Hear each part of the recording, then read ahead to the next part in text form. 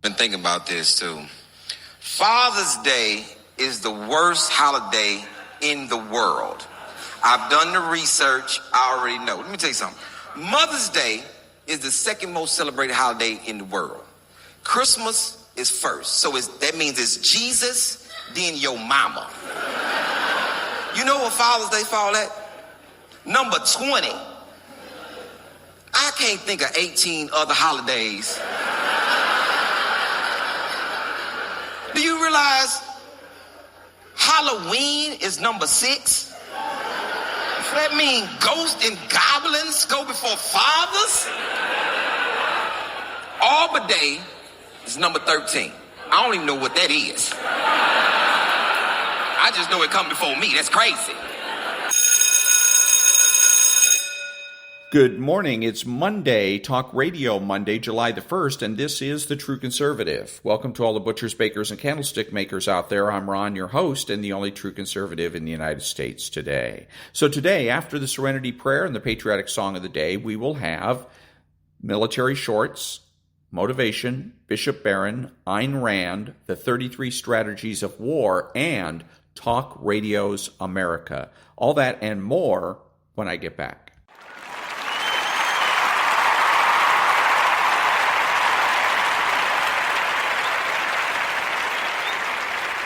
God, grant me the serenity to accept the things I should not change, the courage to change the things I should, and the wisdom to know the difference.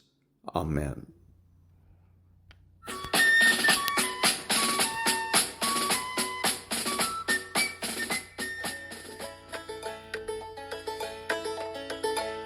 In 1814, we took a little trip along with Colonel Jackson down the mighty Mississippi. We took a little bacon and we took a little beans, and we caught the bloody British in the town of New Orleans. We fired our guns and the British kept it coming. There wasn't as many as there was a while ago. We fired once more and they began to run it down the Mississippi to the Gulf of Mexico. We looked down the river and we seen the British come, and there must have been 100 of them beating on the drum. They stepped so high and they made the bugles ring. We stood beside our cotton bales and didn't say a thing.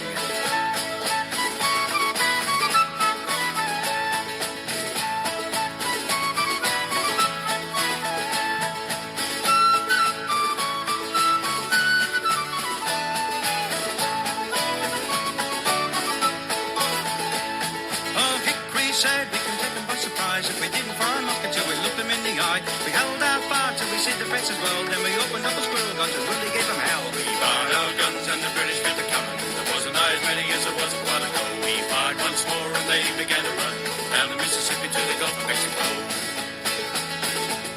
Yeah, they ran through the briar and they ran through the bramble, and they ran through the bushes where a rabbit couldn't go. They ran so fast the hounds couldn't catch them down the Mississippi to the Gulf of Mexico. We fired our cannon till the barrel melted down, so we grabbed an alligator and we fought another round. We filled these head with cannonballs and powder these behind, and when we touched the powder off, the gator lost his mind. We fired our guns and the British kept it coming. There wasn't as many as there was a while ago. We fired once more and they began to run down the Mississippi to the Gulf of Mexico.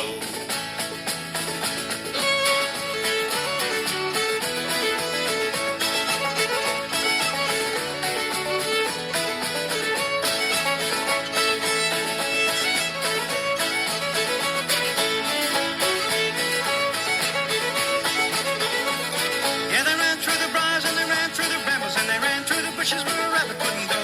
They ran so fast the hounds couldn't catch them down the Mississippi to the Gulf of Mexico.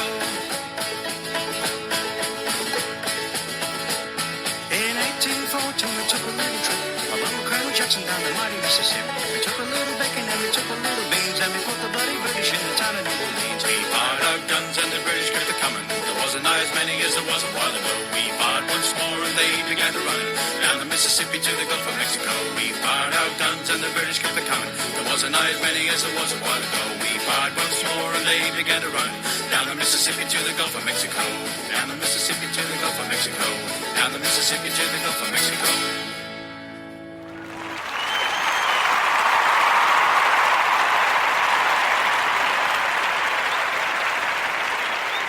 Thank you. Now, the headlines.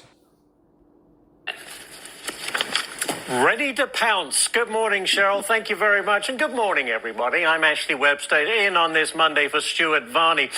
President Biden returning to the White House today after gathering with his family at Camp David, who are reportedly criticizing his top advisors and urging him to keep fighting, despite his painful debate performance. In a new tweet, billionaire Bill Ackman says he no longer blames Biden for not stepping aside. Instead, he's pointing the finger at First Lady Jill Biden, claiming she enjoys the White House glamour life just a little too much. In about 1 hour, as Cheryl said, the U.S. Supreme Court set to make one of its biggest rulings of the year on whether former President Trump is immune from criminal prosecution. The Supreme Court will also release a decision on whether social media platforms' handling of user content is protected by the First Amendment. All sorts of issues to debate today. Let's get a look at these markets as we kick off the third quarter and the second half of the year. And hey, we're in the green. The Dow, the S&P and NASDAQ all up, modestly slow, about 0.25%. Let's take a look at the 10-year yield. Always like to keep an eye on this. As it goes up, stocks generally go down, and it is up 4.6% on the 10-year at 4.44%. The 2-year also up 3.6 basis points at close to 4.8 at 4.79%. And what about Bitcoin? Be interesting to see where Bitcoin is, up $2,600 at 62,840. On the show today, we have Steve Moore, Bill McGurn, House Oversight Chair James Comer, and the always terrific KT McFarland. It is Monday, July the 1st, 2024. And that was the headlines. Back in a minute.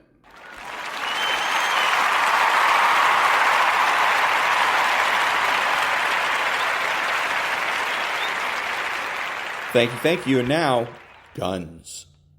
Hickok 45 here with an AK. And as you know, famous for being durable, reliable, and it happens to be 30 caliber.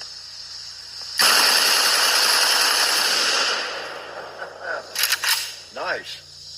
M16. Oh, very accurate, very lightweight, and it happens to be 22 caliber.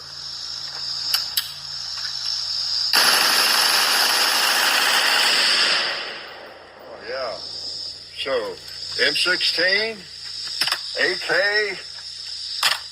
what's your preference? Life is good. Hickok 45 here. I always wondered, since the 30-30 Winchester is the most popular deer cartridge of all time, why doesn't somebody chamber it in a little pocket revolver? They finally did.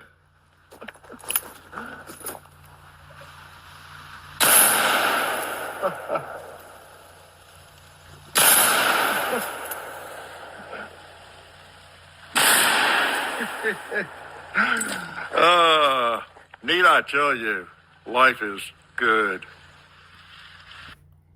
Hickok 45 here with a Glock 49.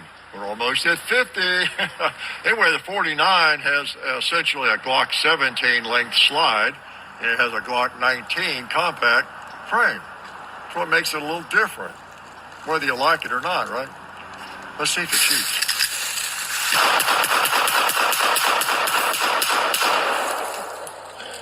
That feels pretty good. Yeah, for a hybrid. Life is good. Hickok 45 here. You know, sometimes you just need a shotgun, a 12 gauge. And you know, in these YouTube Shorts videos, you don't have a lot of time, so we're going to help along there by using some short shells. That makes sense? We are geniuses. Yeah. Short shells for a short video. All right.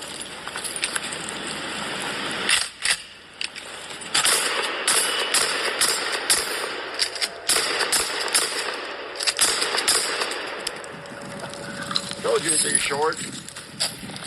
Life is good. Spitter ready? And that was guns. Back in a minute.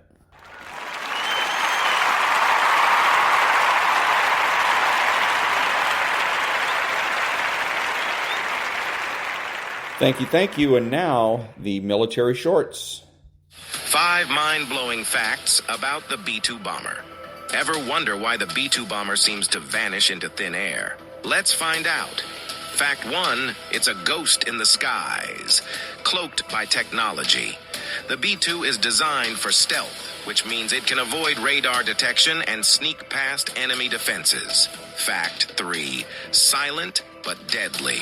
It carries a payload of 40,000 pounds of bombs, striking unseen, unheard, unstoppable. Fact 4, the B-2 can fly anywhere in the world with air refueling. It's a relentless predator, ensuring it's always ready for a mission.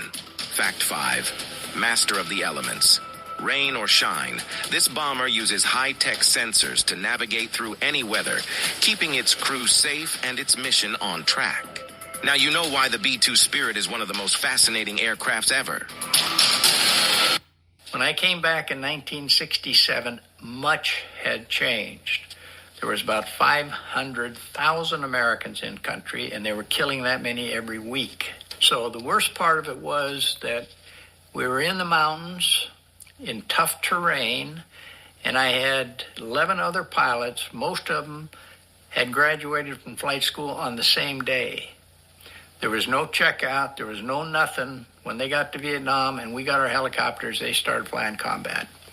So in this case, most of our patients were Americans, and we had to deal with weather, and we had to deal with mountains, and we had to deal with pilots who were totally inexperienced. During the Gulf War, the Iraqi military made a critical mistake that led to one of the most devastating air assaults in all history. What can you tell us about this? That pales to insignificance compared to the absolutely unspeakable atrocities that occurred in Kuwait in the last week. They're not a part of the same human race. This event is now notoriously known as the Highway of Death. As Iraqi troops faced defeat in Kuwait, over 11,000 soldiers attempted to flee using Highway 80, taking with them millions of dollars worth of stolen plunder. The U.S. Air Force swiftly destroyed the lead and rear vehicles of the convoy, trapping the entire column. For the next 11 hours, U.S. aircraft relentlessly bombed the trapped Iraqi forces, reducing over 3,000 vehicles to smoldering wrecks. The intensity of the assault was likened by a U.S. pilot to shooting fish in a barrel with a shotgun. The sheer scale of the destruction stunned the international community. One aircraft crew chief remarked that it was the worst shift of my life, as he had to reload jets with bombs continually. The tropical sun beat down on the remote Papua New Guinea airstrip as Nurse Grace Drury helped a stream of emaciated POWs aboard a medical transport plane. After months of horrific captivity, these men were finally freed when Allied forces recaptured Nissan Island. Nurse Drury extended a hand to one unsteady sailor. "Can I help you?" she asked gently. The ghostly man looked back incredulously, as if unsure this rescue was real. Thank you," he stammered in a raspy voice. Overcome with emotion, he struggled to speak further. Nurse Drury's heart ached at the trauma these men had endured. "We're going to take good care of you all, I promise," she assured him soothingly. Clutching her hand desperately, the sailor asked in confusion, "Where are we?" "You're okay now," Nurse Drury replied. "We're going to the Naval Hospital at Guadalcanal. We're going to get you cleaned up and healthy. You're going home." There was a long pause. "God bless you, nurse. God bless you." 2 days at sea, they came down with the ruling all GIs that had 45 points or more didn't have to leave the United States. And we all had more than 45 points. So we spent 37 days on a freighter from Seattle to Yokohama. 10 days coming back, but 37 days to get there. We stopped in Hawaii for a couple days. We stopped in the Philippines, but didn't get off the ship. We stopped at Iwo Jima and got to see all the remains of that battle with the 6,500 white crosses at the far end of the airport. Or the airport, it was just a landing strip, such a small island. And we went to sea. A typhoon was coming, and then back to Iwo. And we sat in Tokyo Bay for 2 days and became the second shipload to unload on Japanese soil. And that was the military shorts. Back in a minute.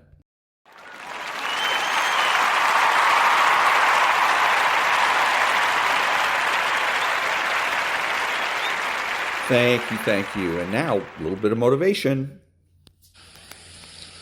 In what you've done with your life thus far, is it giving you what you want? Is it giving you what you want? When you look toward the future, when you look at all that's going on out here, is there some place within yourself you say, hey, I know I need to be out there in that arena. I know I can do more than what I've been doing. I know there's some great music that I have within me that I haven't brought out here yet. Is that something that you begin to look at within yourself?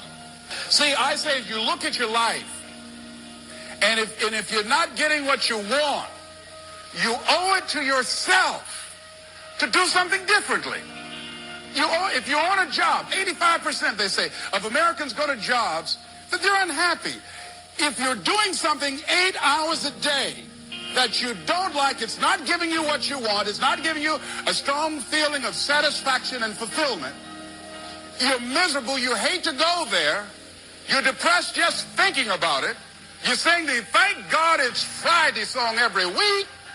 If that's what it is, you owe it to yourself to start strategically working to change directions. See, but you know what most people will do? Most people will resist change. Most people will fight change as if change would be worse than what they're experiencing. See, they know this. They're familiar with this. Most people will not challenge the unknown. They won't just step out there. See, there are certain things that's got to be in place. They got to see it all together. And life isn't like that. That's not how you grow.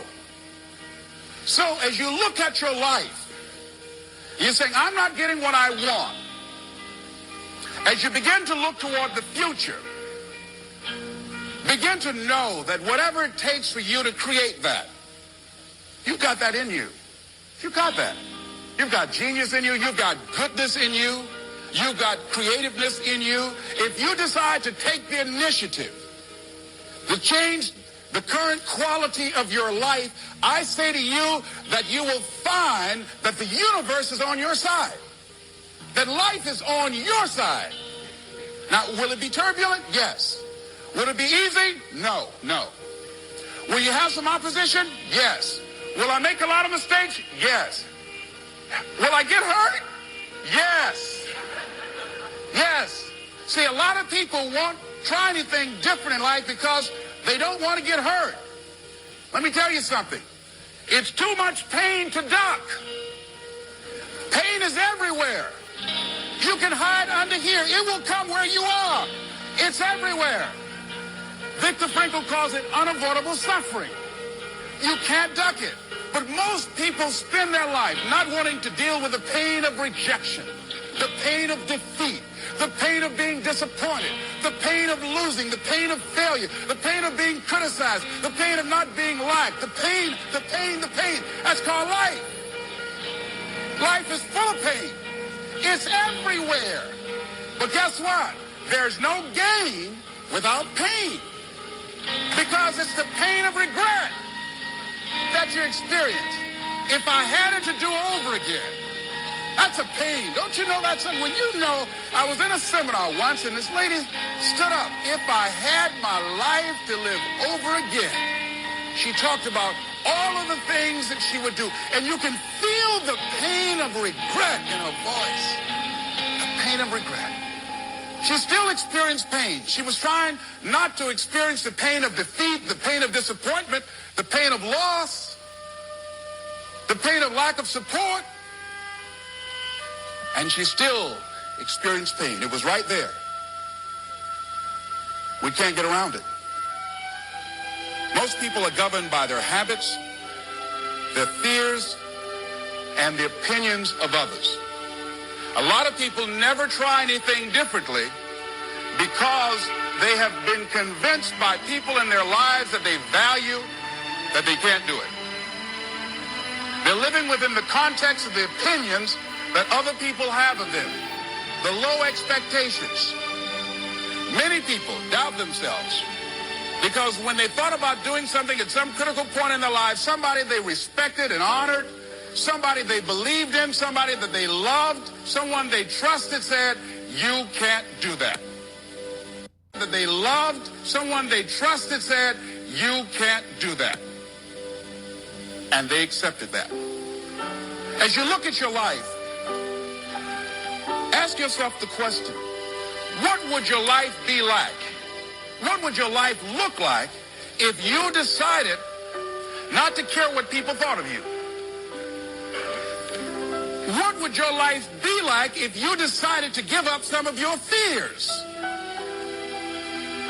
What would your life be like if you decided to become courageous? What would your life be like? If you decided to act on your dream, if you did what you felt in your heart. You know what courageous means? Tom Rusk and Randy Reed said. They said that courage comes from a French word which means of the heart. How does it feel to you? He says it's courage, it takes courage to live. Says most people go through life not allowing themselves to step out because they don't want to let go. They don't want to be blown around. They don't want to be moved. The courage to face life's whirling wind of contradictions.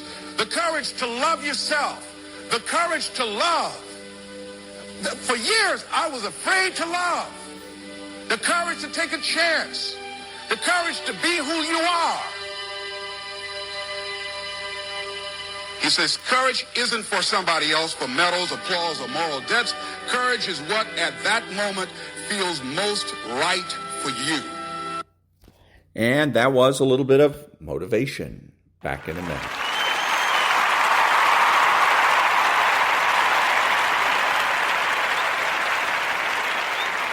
Thank you. Now, the Daily Stoic. Seeing our addictions. We must give up many things to which we are addicted, considering them to be good. Otherwise, courage will vanish, which should continually test itself. Greatness of soul will be lost, which can't stand out unless it disdains as petty what the mob regards as most desirable. Seneca, Moral Letters, 74.12b through 13. What we consider to be harmless indulgences can easily become full-blown addictions. We start with coffee in the morning, and soon enough we can't start the day without it. We check our email because it's part of our job, and soon enough we feel the phantom buzz of the phone in our pocket every few seconds. Soon enough, these harmless habits are running our lives. The little compulsions and drives we have not only chip away at our freedom and sovereignty, they cloud our clarity. We think we're in control, but are we really? As one addict put it, addiction is when we've lost the freedom to abstain. Let us reclaim that freedom. What that addiction is for you can vary. Soda, drugs, complaining, gossip, the internet, biting your nails. But you must reclaim the ability to abstain, because within it is your clarity and self-control. And that was The Daily Stoic by Ryan Holiday. Back in a minute.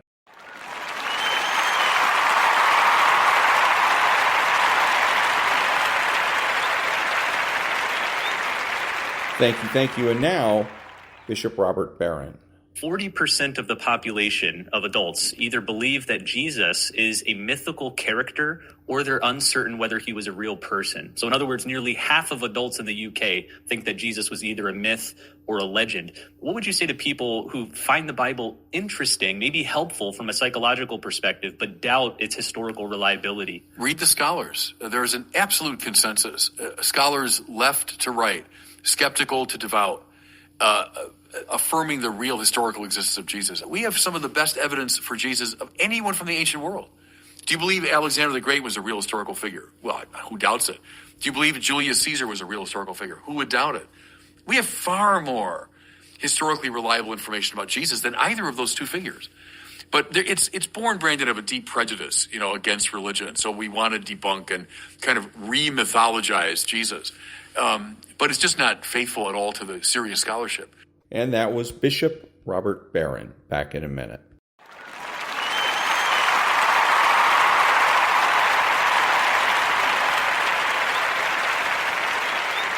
Thank you. Now, the Ayn Rand thought of the day. Quote, if an uncompromising stand is to be smeared as extremism, then that smear is directed at any devotion to values, any loyalty to principles, any profound conviction, any consistency, any steadfastness, any passion, any dedication to an unbreached, inviolate truth, any man of integrity, unquote.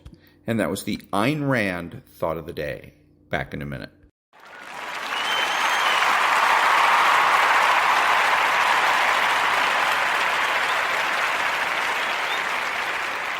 Thank you. Now, the 33 Strategies of War.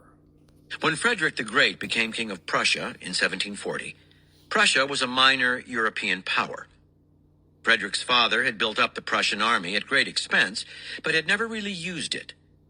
The minute he put the army in play, he knew the other European powers would have united against him, fearing any threat to the status quo. Frederick, though massively ambitious, understood what had kept his father in check. The same year he took the throne, however, an opportunity presented itself. Prussia's great nemesis was Austria, where a new leader, Maria Theresa, had recently become empress. There were many who questioned her legitimacy, though, and Frederick decided to exploit this political instability by moving his army into the small Austrian province of Silesia. Maria Theresa, wanting to prove her toughness, decided to fight to take it back. The war lasted several years, but Frederick had judged the moment well. He finally threatened to take more territory than Silesia alone, and in the end, the Empress sued for peace. Frederick would repeat this strategy again and again, taking over small states here and there that weren't worth fighting for, at least not hard. In this way, almost before anyone noticed, he made Prussia a great power. Had he begun by invading some larger territory, he would have shown his ambitions too clearly and brought down upon himself an alliance of powers determined to maintain the status quo. The key to his piecemeal strategy was an opportunity that fell into his lap. Austria was at a weak moment. Silesia was small, yet by incorporating this neighboring state, Prussia enriched its resources and put itself in position for further growth. The two combined gave him momentum and allowed him space to slowly expand from small to large. And that was the 33 Strategies of War by Robert Greene. Back in a minute.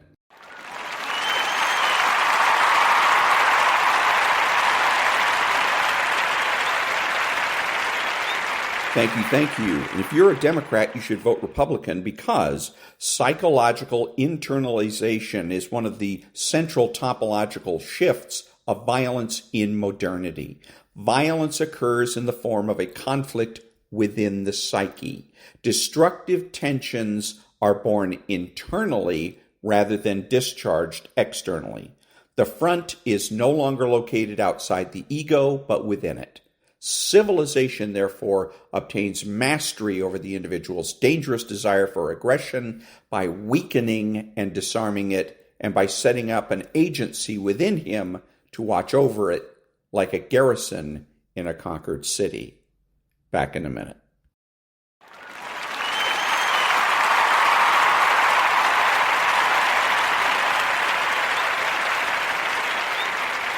Thank you. And so now the left-wing butthole on Squawk Box is interviewing someone named Jay Clayton, and president of SEC. Oh, he's the SEC chairman. Okay, so now this guy is going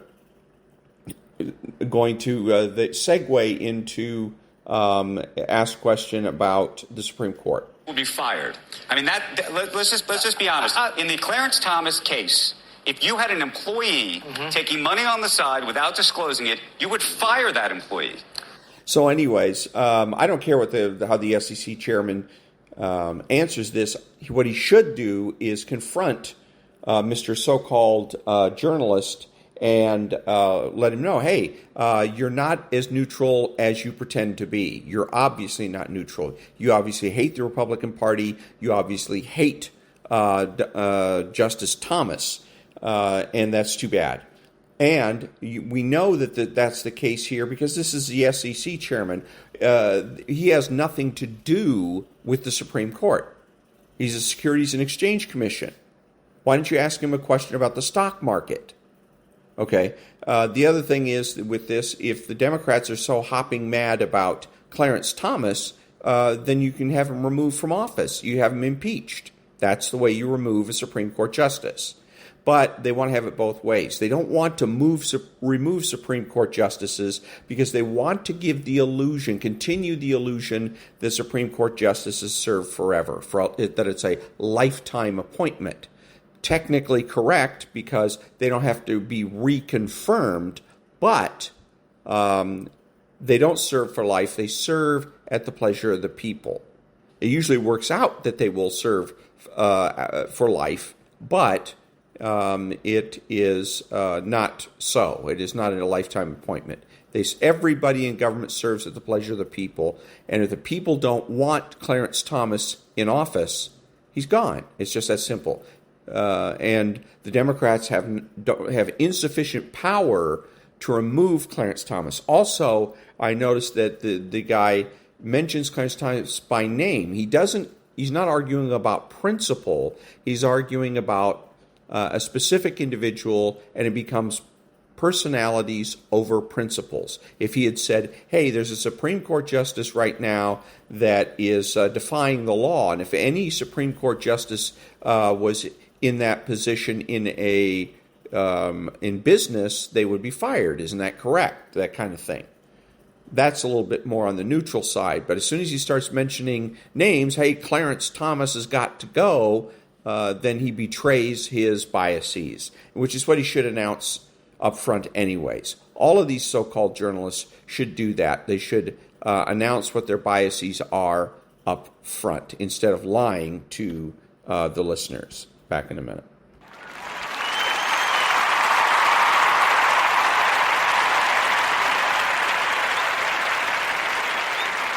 Thank you. So, the latest, what is it, a hurricane? Yes, Hurricane Barron. And so they're using this as a way of bullying and intimidating people into obedience. Obey. Do what we tell you to do, or we're going to rain down more hurricanes on you. And they're going to be Category 4s, and they're going to be terrible and awful and horrible, et cetera, et cetera. So, but one of the things, the talking points that they've got going for this particular hurricane is earliest Cat 4 ever.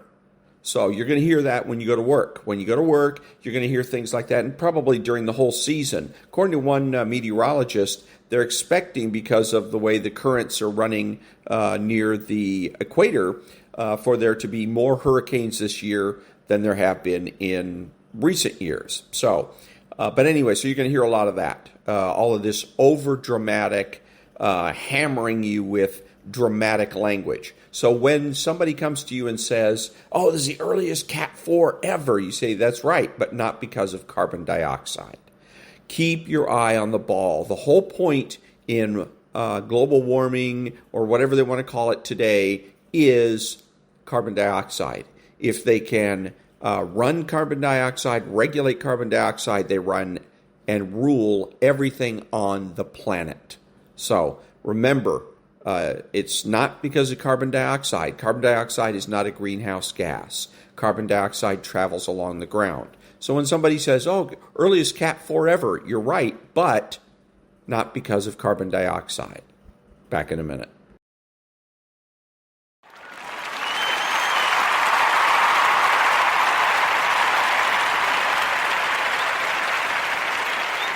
Thank you. So now on Varney and Company, this is an interesting point that his guest makes that I've already made many times. The idea of being like schoolyard children where you said, oh, you think our guy's demented? Well, your guy's demented. I mean, it's like high school, isn't it?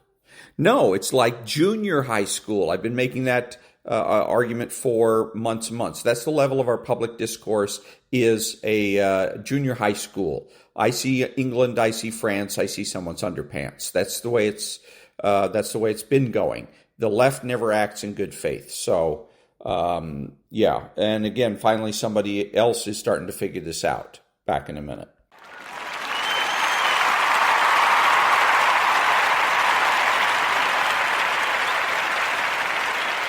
Thank you again. On Varney and Company, somebody making a point. It's actually a billionaire donor that's making the point I've been making for several years. Because she keeps encouraging him. So this is what Bill Ackman wrote. I no longer blame the president for not stepping aside. He no longer has the mental acuity to make important judgments about himself. It is becoming increasingly clear, however, that the fault lies with the First Lady, Jill Biden. I'm so sorry to be harsh, but what has become entirely clear is that the First Lady values what is best for herself over her husband's health and the safety and security of the country at large. So I've been saying that for years. I said in 2020 during the campaign that she was the ugliest woman in the United States of America. She still is the ugliest woman in the United States of America, and precisely because she's engaged in elder abuse. This is a man who has to be helped down a flight of small stairs after the debate. And there she is doing it, and she's the one that is driving this train. He's not going to resign because she doesn't want him to. So this is all about Jill Biden, not about her husband. She's abusive and therefore the ugliest woman in America. Back in a minute.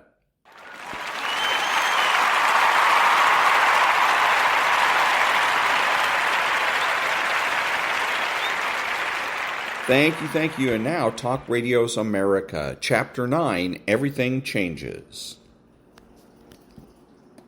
9. Everything Changes. The day after the 1994 elections, Speaker-elect Gingrich called Limbaugh to thank him. You helped us overcome the elite media bias, he told America's #1 talker. Just by hammering home the truth about issues, you helped arm, I think, literally millions of people across the country with the facts that let them argue in October and November so successfully. Accolades for Limbaugh and his peers poured in from Republicans.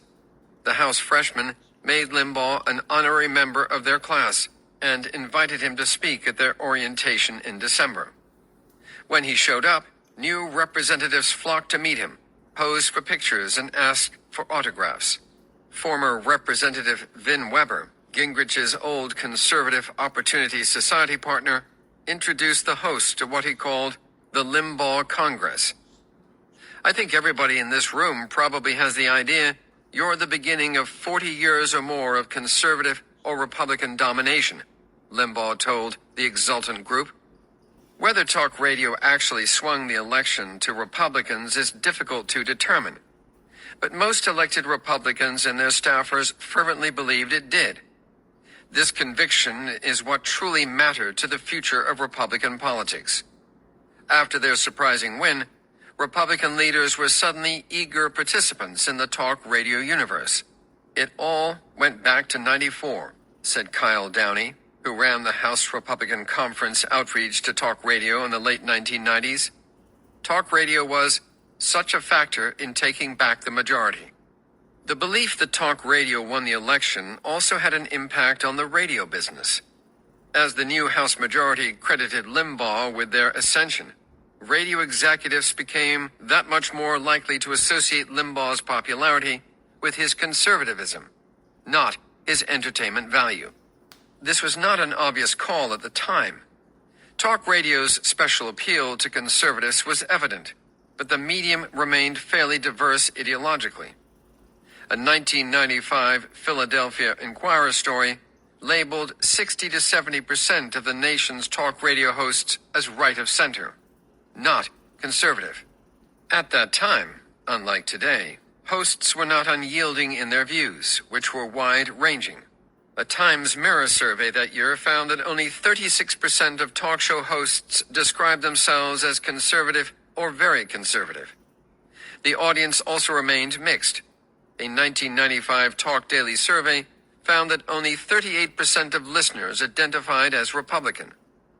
Even the audience for specifically conservative radio was more varied than might be assumed. A 1996 Annenberg study found that only 47.8% of listeners to non-Limbaugh conservative radio identified as conservative, while 34.1% were moderate and 18.1% liberal. Reflecting this diversity, many stations maintained an eclectic slate of programs. Their lineups leaned right, but they did not feature doctrinaire conservatives discussing national politics all day. Republican politicians, all in embrace of talk radio, therefore, furthered the ongoing process of talk radio's transformation, but did not complete it. Even at this stage, to call talk radio a conservative medium would have been premature. Its political persona was emerging, but it had not crystallized. Yet the new wave of Republican leaders looking to their own experiences were convinced that to ignore talk radio would have been foolish. The ensuing marriage, however, was a complicated one from the start. The most outspoken hosts especially admired conservative Republicans who defiantly stuck to their guns, and vice versa, often leaving party moderates and pragmatists to endure an onslaught of invective from the very media personalities their leadership courted.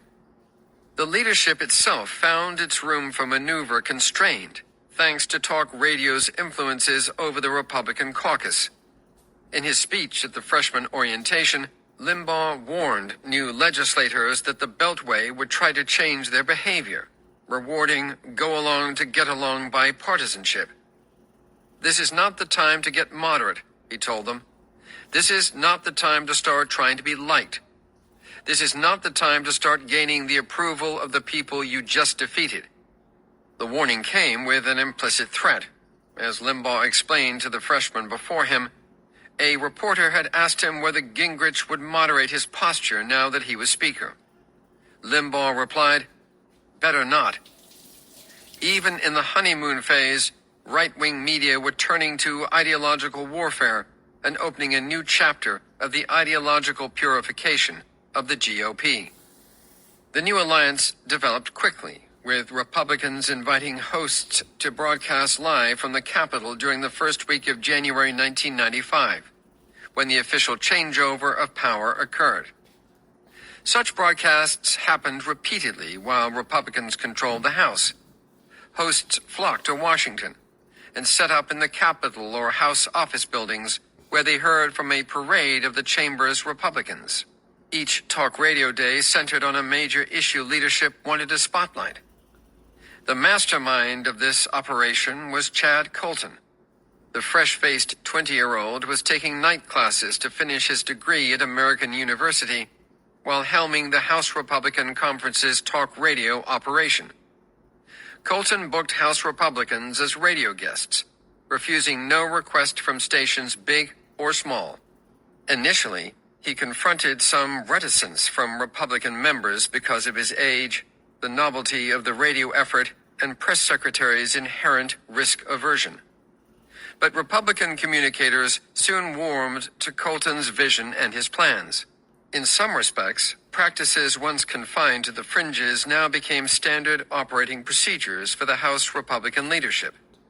Colton produced daily tip sheets for talk hosts and answered any questions they and their producers might have. This contact cemented relationships and gave radio people a chance to provide feedback, often funneled from their listeners, which helped Republicans avoid any surprises percolating on the airwaves.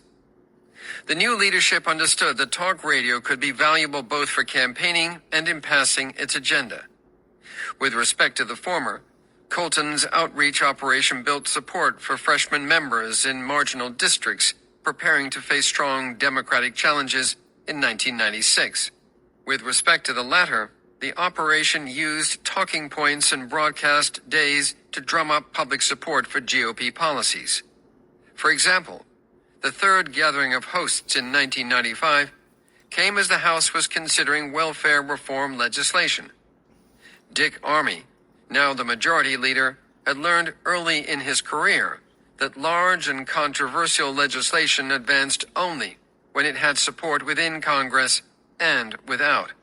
The few nationally syndicated conservative shows during the period, hosted by the likes of Limbaugh and presidential son Michael Reagan, were an especially useful tool for sending a message to constituents whose opinions could drive perceptions in Congress. Gingrich fully embraced talk radio. On many occasions, he called Limbaugh unsolicited to chat about pressing issues. Gingrich's leadership team recognized that Limbaugh carried more influence with their base than maybe anyone else and sought to cultivate him. The two men also developed a personal relationship and reportedly vacationed together during one holiday weekend. Talk radio was perfect for Gingrich, who was eager to circumvent newspapers, many of which were hostile. Whereas the speaker might fight for a line or two in the Washington Post each day, he had no trouble getting on regional radio shows. Hosts were thrilled to have a moment of his time.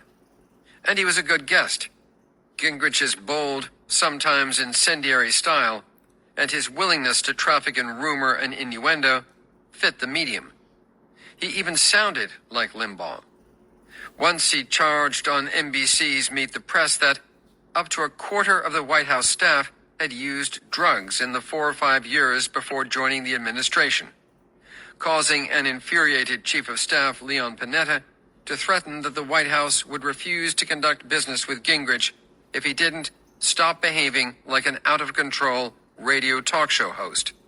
During the December 1994 orientation speech, Limbaugh had done a bit lampooning the White House employees' drug screen as a multiple-choice test. As Republicans tuned in to talk radio, the medium shaped their activities. Consider one episode from 1994. Limbaugh fielded a call from a paratrooper who asserted that, because of budget cuts, the Army had equipped some of his comrades en route to Haiti with only 15 rounds of ammunition. Senator Hank Brown of Colorado was listening. He inquired with the Pentagon about the veracity of the allegation and the rationale behind the policy. Brown and fellow Republican Senator Don Nichols of Oklahoma also wrote to President Clinton about the issue. Afterward, Brown appeared on Limbaugh's television show to discuss his efforts to rectify the problem. In another case, in 1997, Gingrich was driving south on Interstate 95 to visit his daughter when he heard Limbaugh read on air a memo from conservative publisher Steve Forbes about an IRS attempt to extend the Medicare payroll levy to business partnerships. Gingrich pulled over to call congressional staffers, whom he instructed to scuttle the proposal, which had been issued months earlier. Then, for the second time that week and the third time in 16 days, Gingrich hopped on the phone with Limbaugh. The speaker assured the host and his listeners that he would take care of the problem. All three calls were aimed at mollifying Limbaugh and his audience in response to criticism of House Republicans by some conservative commentators. These are just two representative instances. One could find many more.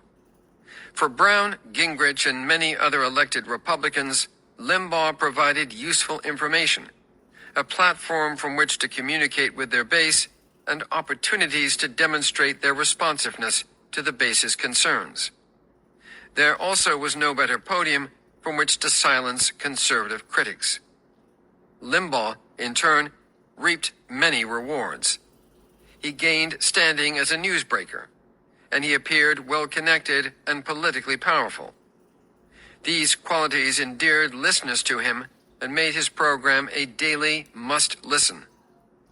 As Gingrich told Limbaugh in his first call of the 16-day stretch, "I know more Americans listen to you and talk about what they hear than any other place by a huge margin, Rush, and that's why I wanted to call and report directly, so you can say that you and I discussed this." Gingrich was referring to charges that he was abandoning a push for tax cuts. Such moments also enhanced Limbaugh's importance in political circles. He really was well-connected and politically powerful, and therefore not easily ignored. From a Republican communications standpoint, Limbaugh was, as Downey put it, the Super Bowl, the Holy Grail. He was the Beatles. He was in his own little category. But while Limbaugh was often receptive to elected Republicans' attention, he also was careful to maintain distance, lest he risk his perceived independence. He grasped that the necessities of governing might lead officials to adopt stances that he and his listeners would loathe, and with which he did not wish to be associated.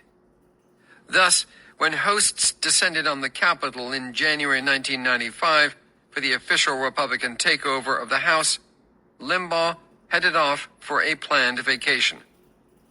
"I do not tie myself to politicians," he explained. Limbaugh held firmly to that posture in years to come. While he had the power and influence of a party chief, he was not completely devoted to the cause in the manner that an elected or appointed leader could be expected to be. What mattered most was the quality of his show and his relationship with his audience. Other hosts had similar priorities. In 1999, Gingrich was succeeded as Speaker by Dennis Hastert of Illinois. Unlike the frontman Gingrich, the new Speaker preferred working in the back room to achieve legislative victories. He left talk radio primarily to other members of the leadership, including Majority Whip Tom DeLay of Texas and Conference Chairman J.C. Watts of Oklahoma. But this did not mean talk radio faded from the House GOP's priority list. Even Hastert took advantage of radio from time to time, often to boost other members as he stumped with them in their districts. Hosts who wouldn't cover the local congressman's fish fry would happily interview Hastert, and he obliged. Beyond the leadership, members remained eager to talk with local hosts in their districts and states in an effort to target messages to their constituents. Souder, who had called on talk radio heavily in his election contest with Jill Long, even co-hosted his own program during his initial years in Congress. Other Republican members, such as John Linder of Georgia, jumped at the chance to substitute for vacationing hosts. Linder, who enjoyed the hell out of talk radio, described his stint filling in for Bortz as the fastest 3 hours I ever spent in my life. Jack Kingston, Linder's Georgia colleague, used relationships with local talk radio to improve his position at home. He would go on radio to blunt attacks from the national press and get in front of the hubbub about controversial legislation. And when he appeared with hosts who were at odds with him on an issue, he could count on their rapport to prevent matters from getting out of hand. As Kingston relates, a host whose program he frequented would continue to see him as part of the solution, as well as someone accessible and accountable, even while disagreeing. Kingston and Linder were amazed by the publicity advantage talk radio could generate. Constituents would tell Kingston about times they had heard him on the air, even if they didn't recall what he said. During a contentious primary fight in 2002, Linder found that Bortz was one of his most important boosters. Linder's opponent had made what Linder considered the stupid mistake of picking a fight with the powerful Atlanta-based host. Every day, people approached Linder to share Bortz's commentary, whether it was about me or something else, Linder said. It felt like Bortz's reach extended farther than all the commercials Linder ran, no matter how much money his campaign spent. Senate Republicans' approach to talk radio was less organized and centralized than that of their House colleagues. In particular, Senators' conference-wide booking operation was not as developed and aggressive. Utah Republican Senator Bob Bennett, a talk radio regular, observed that the Senate was the last place where people caught on to the benefit of talk radio. It makes sense that the Senate lagged the House in embracing talk radio. For one thing, most senators did not need talk radio in order to gain media opportunities. As one in a club of 100, each senator is better known than the average House member. Parliamentary rules also empower individual senators to a greater degree than their House colleagues, which translates into higher profiles and greater influence on the legislative process. For these reasons, even a junior senator could expect the mainstream media to pay attention. Furthermore, in the mid-1990s, many senators were older than their House colleagues and had been in government for a long time, elevating their perception of talk radio's risks. Why would veterans such as Jesse Helms and Strom Thurmond, turned to the new kid on the block after decades in office. The rewards of talk radio also seemed fewer for politicians who shut down their campaigns and stuck to Washington for 6-year terms. Senate Republicans' less ambitious radio operation focused on providing technical expertise rather than courting hosts, booking members for interviews, and sharing talking points. The conference had a radio studio, which senators used to talk to stations in their states, distribute radio actualities, and host their own shows. In most cases, this was enough to support senators' communication strategies. But some Senate Republicans did go farther. Arizona Senator John Kyle, first elected in 1994, maintained a good relationship with many local hosts and chatted regularly on KFYI in Phoenix. Talk radio provided Kyle an outlet to talk about my issues with an audience that was generally supportive, but always, I thought, needed background and information and education about how the issues were really playing out in Washington, D.C., something that they probably couldn't figure out from the other media. Appearing on these programs also gave Kyle some element of endorsement. Other senators used talk radio to be a presence in the area when you can't be everywhere at once, as staffer Chris Paulitz, who worked for multiple senators during his time on Capitol Hill, explained. Talk radio was potentially a huge asset for senators from large states with numerous media markets. Crisscrossing the average House district was easy. Covering the biggest states, especially in the 3 to 4 days per week senators were home, was not. As Paulitz explained, before local radio appearances, a senator's communications and policy staffers might huddle to craft a message answering 3 key questions. What have we done for our constituents lately? What are we promising to do for them? And what issues are we tackling nationally as a Senate that they care about? Aides would then turn over to their bosses lists of points relevant to the local community, which senators would try to work into their on-air conversations. While senators generally shied away from talk radio, Mississippian Trent Lott, who took over as majority leader in 1996, included a major talk radio component in his communications program. Lott gladly accepted interview requests from Hannity and other hosts. Dating back to his earliest days in office, Lott had grasped the opportunity that radio offered. When a political advisor counseled not to do radio, Lott replied that he had to do the morning drive to reach a crucial constituency: workers on their way to Mississippi's shipyards. After he won his Senate seat in 1988, he regularly appeared on the Mississippi-based radio news network and on an Alabama station that reached Mississippi voters. Nationally, Lott found talk radio useful for creating interest in welfare reform and balancing the budget, and for providing leverage as he negotiated with President Clinton.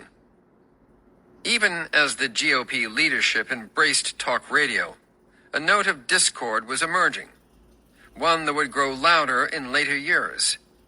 It was already evident that leadership couldn't control the medium's political interventions. Hosts followed their instincts, which meant that talk radio remained a weapon for rank-and-file members bold enough to grab hold of it. As Army noted, talk radio gave entrepreneurial members a chance to generate public support for their pet causes, regardless of what leaders wanted.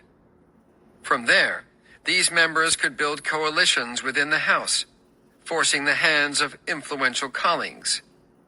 In one 1995 case, freshman Republican Congressman Van Hillary of Tennessee used talk radio to circumvent leadership and press an amendment to a term limits bill. Leadership either opposed Hillary's amendment or ignored it. But Hillary spent weeks appearing on talk radio programs, galvanizing listeners who pressured his peers to support his amendment and term limits more broadly. While Hillary's amendment and the wider term limits effort failed, his push vividly illustrated how talk radio provided even the most junior members with a communication stream that did not depend on leadership input. Challenging leadership generated exactly the sort of engaging, controversial, and combative content that made hosts salivate. Contentious discussions left listeners glued to their radios, so hosts were not above offensive rhetoric and conspiracy mongering. Talkers were, as they frequently reminded the world, entertainers rather than journalists, and they showed it by reporting dubiously sourced scandals that bordered on the preposterous. Famously, in 1994, Limbaugh and others told listeners that Deputy White House counsel Vince Foster, who committed suicide, had been murdered in an apartment owned by First Lady Hillary Clinton. Limbaugh later went so far as to assert that the only difference between Watergate and Whitewater is that Whitewater has a dead body, resulting rumors to the effect that the Clintons were responsible for Foster's death persisted straight through the 2016 presidential campaign. Such explosive, entertaining radio, however, sometimes made for bad politics. Republicans felt trapped between their base, which practically frothed at the mouth to nail President Clinton, and centrist voters who considered talk radio's scandal-mongering absurd, petty, and vituperative. But once hosts had generated intense interest in these topics, elected Republicans often had to address them, sometimes by holding official hearings. This could have a corrosive effect on Republicans' agenda by occupying finite committee and floor time, distracting from issue pushes, and turning off middle-of-the-road Americans. Moreover, the rumors and allegations circulating on talk radio hardened based voters' opposition to Clinton, making it that much more difficult for Republicans to reach the compromises necessary to govern alongside a Democratic White House. In turn, the heated rhetoric and elected Republicans' variously grudging and enthusiastic acceptance of it drove President Clinton toward his base, undermining his taste for compromise as well. For instance, as Steve Gillen details in his 2008 book, The Pact, a secret deal between Clinton and Gingrich to reform entitlement programs fell apart when discussion of impeachment, pushed strenuously by talk radio, began. Clinton and Gingrich each needed base support in the impeachment fight, and their entitlement proposal promised to anger both bases.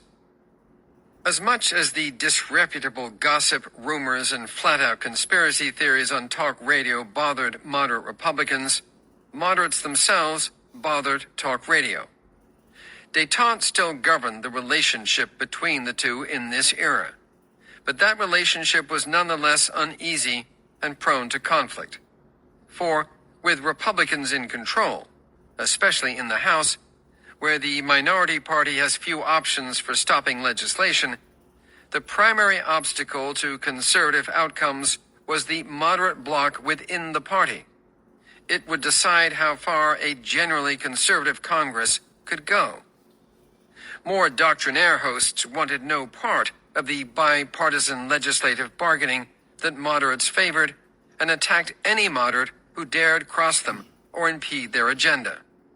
One example came in 1995 when Senate Appropriations Committee Chairman Mark Hatfield of Oregon refused to provide the final vote necessary to pass a balanced budget amendment.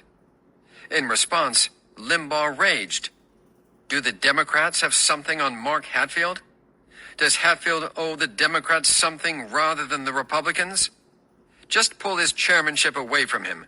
This is a war. Obviously, Hatfield isn't on the team.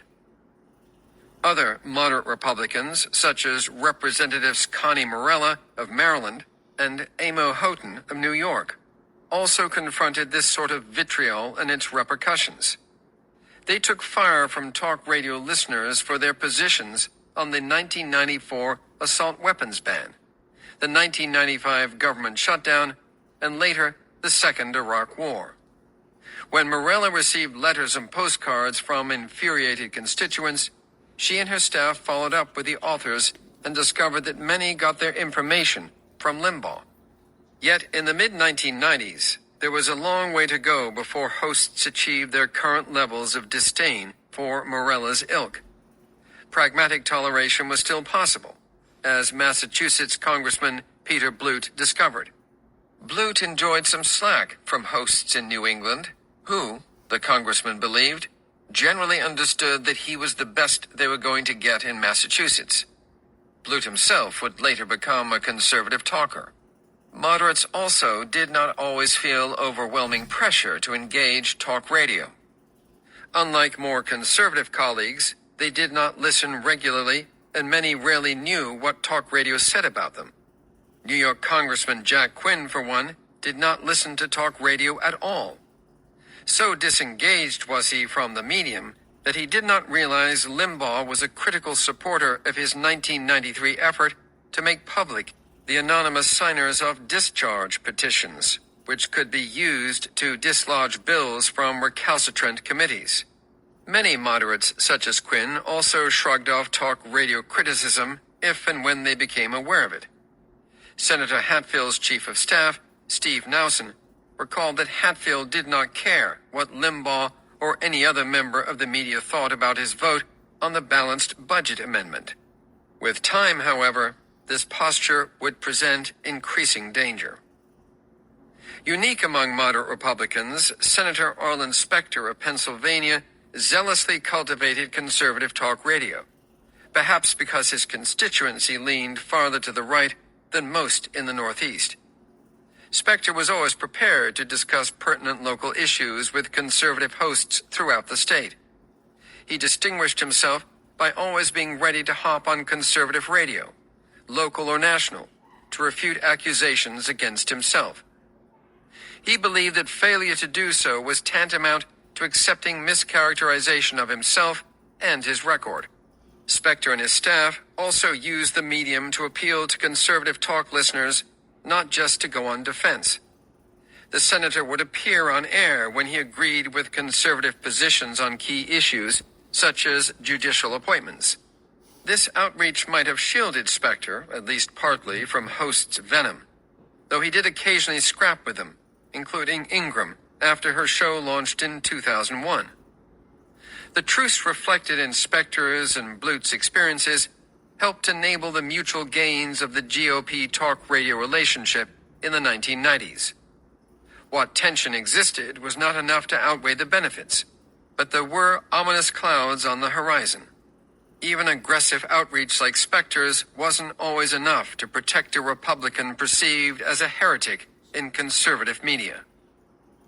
For instance, on one 1996 TV show, Limbaugh upbraided a number of Republicans, including New York Senator Alphonse D'Amato, New Jersey Governor Christine Todd Whitman, and California Governor Pete Wilson, for challenging conservative proposals or agreeing with Democrats. Then Limbaugh zeroed in on Long Island Congressman Peter King. King had criticized the House Republican leadership for displaying a Southern anti-union attitude that appeals to the mentality of hillbillies at revival meetings. On his radio show that day, Limbaugh denounced the congressman as a Northeastern elitist. Ripping a page from Specter's playbook, King fired back, faxing Limbaugh a response defending himself in pro-conservative terms.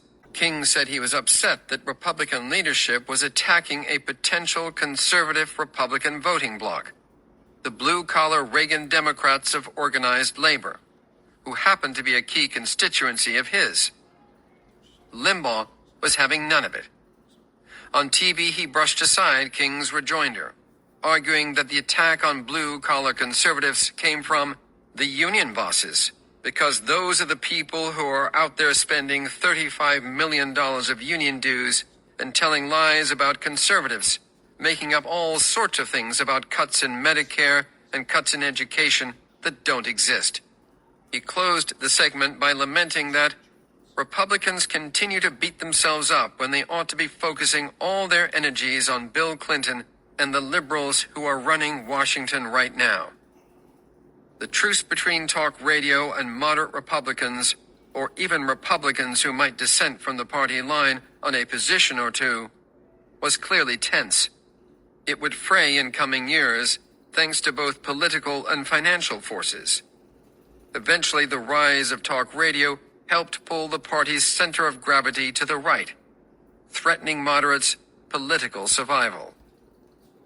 And that was Chapter 9, Everything Changes, from Brian Rosenwald's Talk Radio's America, How an Industry Took Over a Political Party That Took Over the United States, read by Christopher Grove. Back in a minute.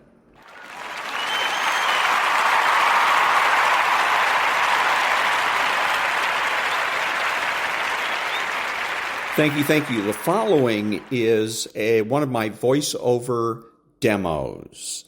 If you're a voiceover artist and you would like to advertise one of your demos on my podcast, please send an MP3 to thedrill12, all one word, at gmail.com.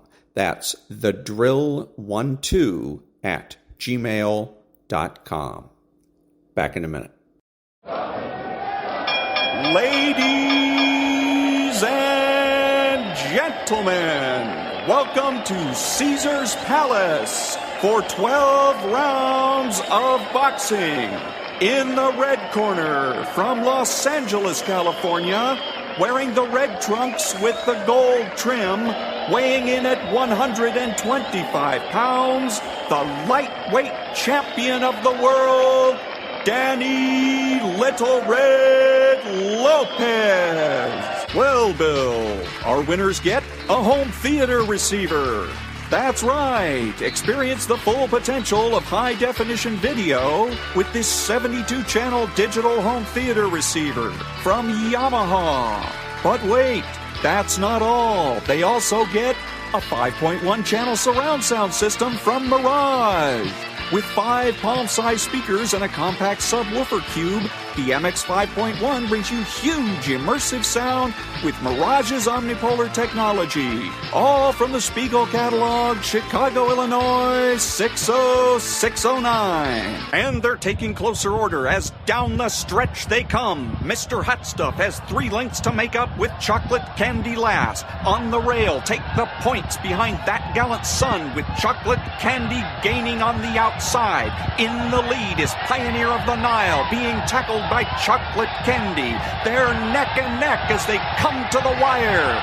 And Pioneer of the Nile holds off chocolate candy and wins the Santa Anita Derby.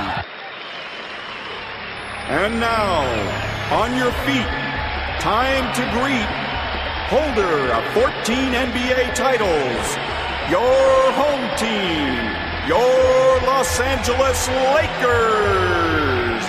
Number 3 at 6'8", 5th year out of UCLA, playing forward, Trevor Ariza. Starting at center, number 17 at 7 feet, 4th year out of St. Andrews High School, Andrew Bynum. And at guard, number 24, 6'6", 13th season out of Loyal Marion High School, Kobe Bryant.